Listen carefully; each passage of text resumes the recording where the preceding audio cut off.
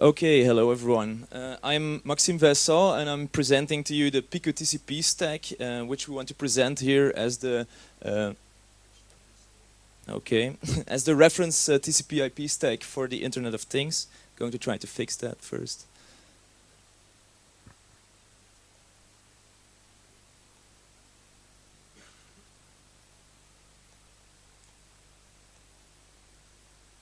That should be better.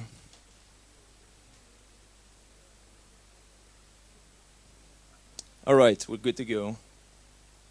So first, let me do some shameless publicity for the company I'm working for. It's called TAS. We are a leading embedded technology company. We're located in Leuven and Ghent. And what we're doing is we're providing consultancy training. We're doing projects together with our customers and doing outsourced services. What we want to do is ensure that our clients in co-creation with us can launch innovative and better quality products in a shorter time to market. But another important point is that we believe that connected devices are going to improve the quality of our lives in an innovative way. So that is why we have made this. PicoTCP, it's a fully featured and highly portable TCP/IP stack. It's designed really for small footprint embedded systems. So we're targeting the lower end microcontrollers here up until bigger targets. So why should we be the reference TCP/IP stack for the Internet of Things? That is because we have 4 areas which we focused on during the development of PicoTCP, and that is modularity, portability, performance, and quality. And I'm going to tell you about all these 4 focus areas a little more in detail. First, important for this conference, I think, is that that our software is free, as in free speech. So we have a dual licensing policy in place. Firstly, we released the PicoTCP stack under the GNU GPL version 2. But then for the customers who are not really very happy with this kind of licensing, we also have a proprietary licensing possible because we are the full copyright owner of PicoTCP. Yes. It is V2 only. The question was, is that V2 only or V2 and later? No, we're sticking to GPL V2. So what does the stack look like? This is the first point, modularity. We've built up the stack from the beginning as a very modular stack because that's important for small embedded targets. There's one big bubble in the middle, which is the gray PicoTCP core. That one, of course, is mandatory, but all the other modules around it are optional, and you can choose whether you want to compile them in or not. Of course, there's some dependencies between them, but that's logical, I think. Then just to give you an idea of how big the stack is in terms of flash memory, we try to compile the complete stack with for an ARM target, which is the mbed board in this case. We compiled all the options in, and then we get somewhere around 68 kilobytes for all the modules you can see here. We think that's pretty small.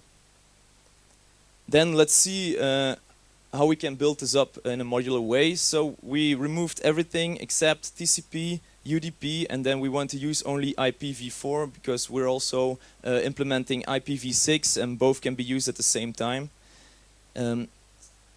When we built this full host mode config, we are somewhere around 30 kilobytes of flash. So how does it work? You select the bubbles, the modules, and you can do this just with a simple make command. To see all the available modules, just have a look inside our make file.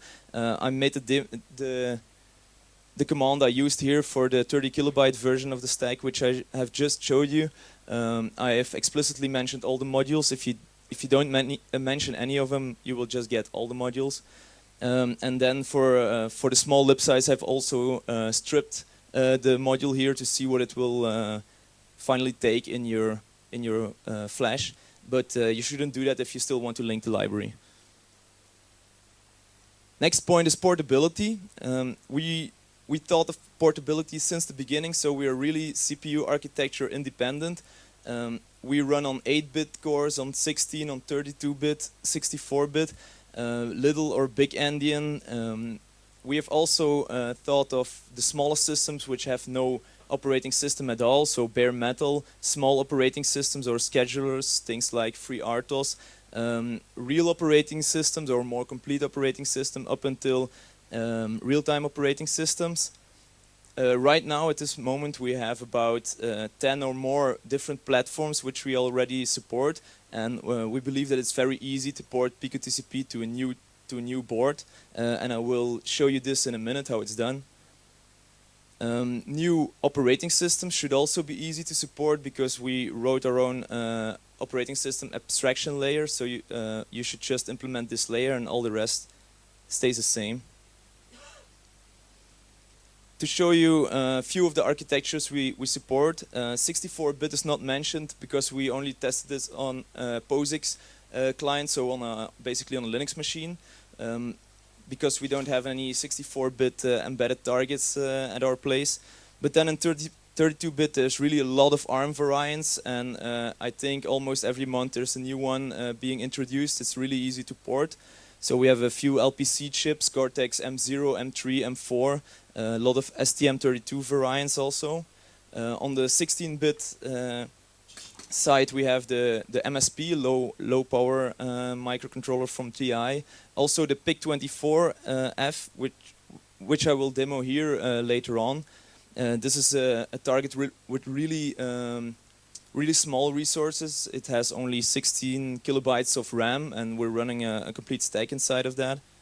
And then we even have one 8-bit target, so that's 80 mega 128, which is doing painless TCP IP communication. More portability even, so the communication chips. We support this set of communication channels. We have Wi-Fi chips running, we have Ethernet, we have USB, CDC drivers, and then a bunch of virtual drivers which we use a lot during development or testing on Linux, for example. So we have TUNTAP drivers, VDE, and libpcap, which Wireshark is also using. Then the different operating systems which we can run on. At this moment, we use a lot of bare metal targets, so there's no operating system running, so all the calls are non-blocking. Then FreeRTOS is an operating system which is popping up a lot on the small devices. Of course, we have the Mbed RTOS, which is CMSIS RTOS compliant, so other CMSIS variants should work painlessly as well. And then we do a lot of testing on Linux and other POSIX targets as well. So what does our OS abstraction layer do exactly? We have abstraction from the mutexes and the signals, which are used for synchronization between the threads. Then the threads themselves or the processes are abstracted, and we have a BSD blocking socket interface. Now let's talk about the performance. These tests have been run on the Mbed LPC 1768, I think. That's a target running at 100 megahertz. We get a throughput for transmission of about 10 megabits and downstream about 20 megabits, which is not bad for an embedded target, I think. Then the CPU time here is stated in an amount of microseconds per loop, because our stack has a stack tick, and you can really choose yourself how many stack ticks or the period of one tick. So in idle state we have only 45 microseconds, and then at the maximum throughput, which was here the 10 megabits or the 20 megabits, we have something like 800 microseconds per tick. Then the RAM is something we're proud of also. The dynamic memory during these tests was maximum 8 kilobytes of memory, and on average around 4 kilobytes. The static memory here is the biggest one. It's 16 kilobytes, and that's actually just because we're allocating a lot of buffer, statically allocating a lot of buffer for the driver, so that we can buffer more incoming packets at once. You could also reduce that, but then your throughput goes down a little bit, so it's a trade-off you should make. But you can get these figures even lower. And the stack 2 kilobytes, and on this PIC target we're even below 1 kilobyte of stack. Quality is something we're constantly focusing on, so the way we develop the stack is in an agile way, using Scrum, and we do test-driven development, so we make the test beforehand and then we implement the code which should make these tests green. We're also having continuous integration and automated testing, so whenever something breaks we get a big red screen, and everyone should jump on the problem to get this up and running as quickly as possible. At the right you can see a kind of eco label, but then for code quality. This is a tool we're using, it's called TOBTIX, and it gives you an idea if you're writing decent code or not. The first time we run this tool, I think we were somewhere around an E, and so this gives you a constant reminder of write good code, document it, don't make it too complex, write unit tests and things like that. So we're planning on getting even higher, hopefully. So at the bottom you see a big list of RFC standards. That's not intended to be readable, but just to show you how many standards we comply to. And we tend to take these standards pretty literal, so we don't make any loose implementations of these, like some other stacks do. We are also community driven, so we're on GitHub. Please visit us there. You're free to file any bug you can find.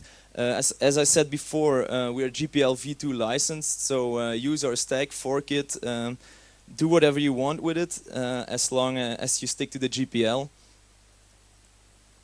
We're also on OLO, which does analysis of open source projects, and there they're saying about PicoTCP that we have a young but established code base. We started first time on GitHub. First commit was around October 2012, and we have a large development team. We have stable year-over-year commits, so we're constantly working on this thing, and we're trying to make it better every day.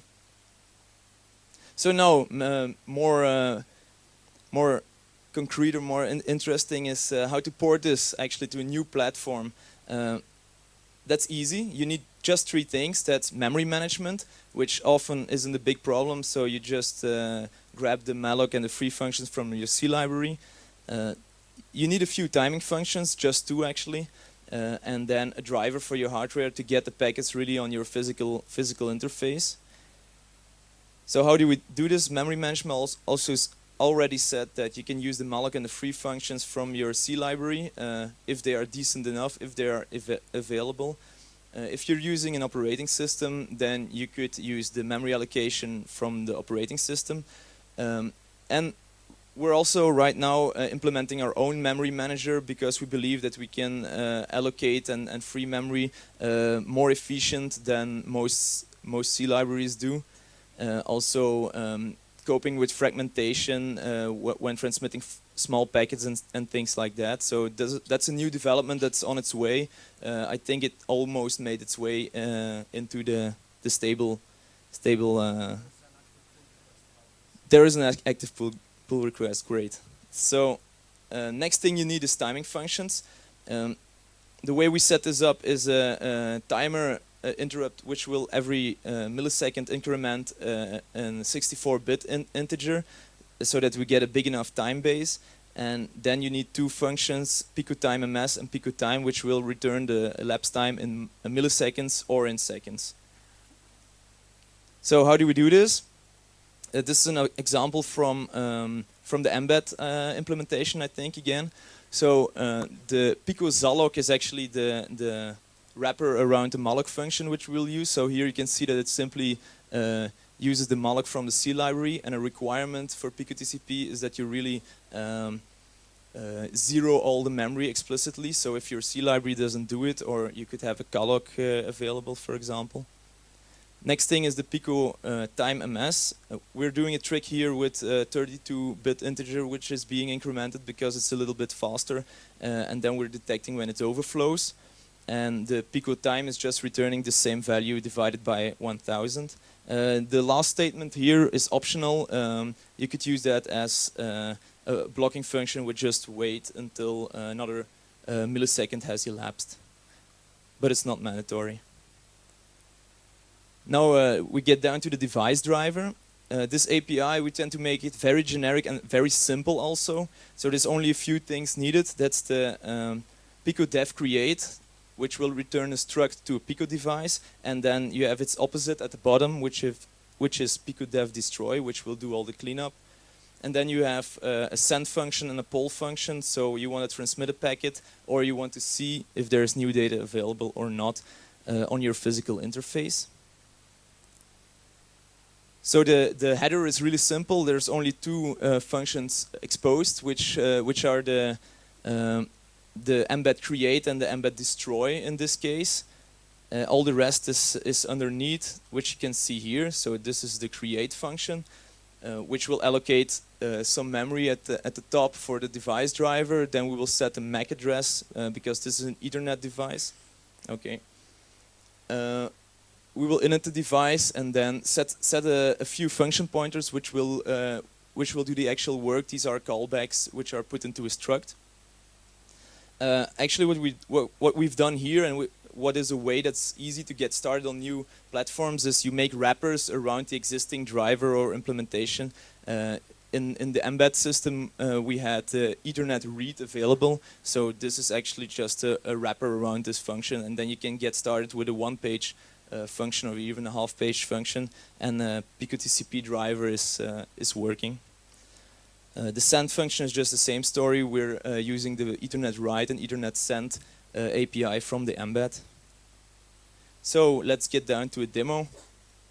What we've done here is we've taken this is a small MIDI keyboard.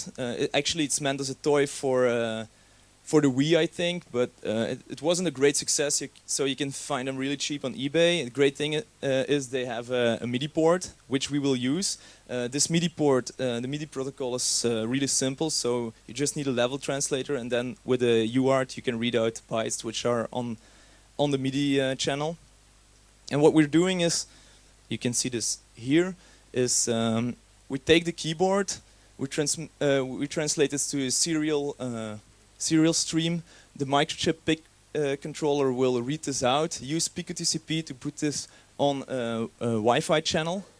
Over the Wi-Fi we are actually transmitting a TCP stream with on top 0MQ, which is a great message queuing protocol, which makes it really easy to send and publish messages actually. So the keyboard here is a publisher, and my laptop will subscribe to this publisher and get every message that it makes available. So these messages will be the MIDI notes which are played on the keyboard. Then I can receive them with a tiny Python script on my laptop. And then I put these bytes again into a virtual MIDI device, and this virtual MIDI device can then be hooked up to any synthesizer on my laptop. So I can show you the Python script which will read these binary packages.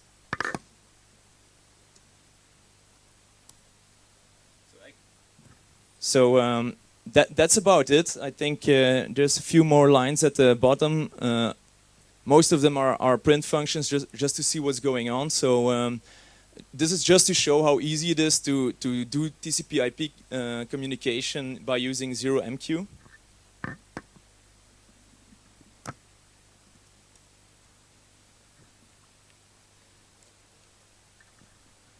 Yeah, I will just power up the device meanwhile and let it connect to the Wi-Fi network. And I don't know if there is anybody here who can actually play the piano, because I can't. So that we can do this demo. Is there anyone who wants to play a few notes? Yeah, come along.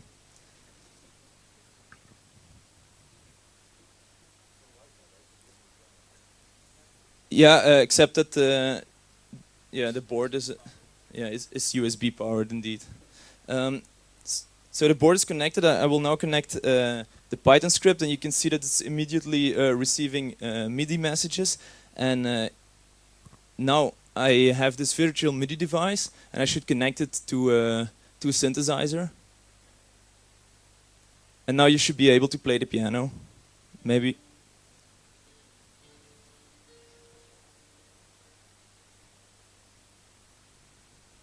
Yeah, go on. Oh. Yes.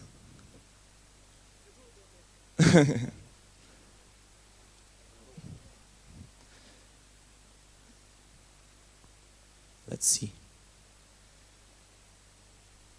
I'll make the connection again. Okay, go ahead.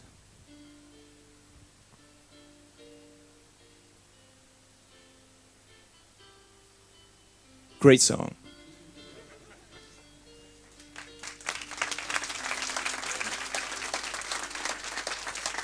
Thanks. So I don't know if there's any time left for 2 minutes, 2 questions. Yes. So this is a great project. I'm very impressed, and I'd like to use it, but my project's GPL v3, so I can't. Why have you done that? Why do you think that's a good idea?